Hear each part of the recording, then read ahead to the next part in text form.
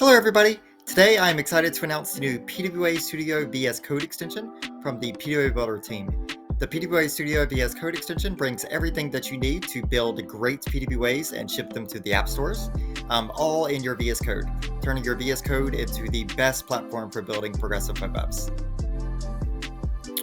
Yep, so the main features are you can start building a new progressive web app in just a few button clicks. You can audit your progressive web app and add a manifest and service worker if needed. You can generate icons for your PWA if needed. You can use our snippets to improve the user experience of your progressive web app. You can publish your PWA to Azure Static Web Apps, and you can publish your PWA to the app stores such as the Microsoft Store, Google Play, and the Apple App Store.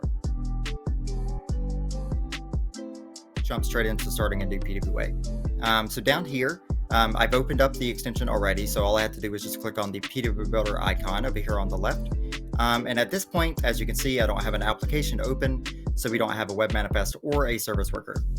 So I'm going to fix that by starting a new PWA. So I'll just click on this button here. It's going to ask for a repository name.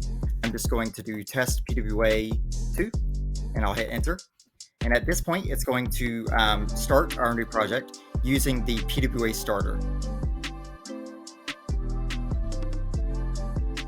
So the PWA Starter is another project from the PWABuilder team that gives you all the best practices and everything you need to start building a progressive web app all in one code base. So there's no build system to set up, no framework to pick. It's all just there and ready to go.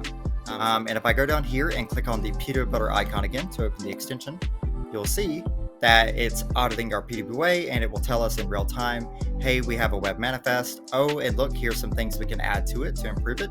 If you click more info there, it will open up the documentation for that feature. You can see we have a service worker and our store ready checklist is almost ready to go. All we need to do is publish it to the web.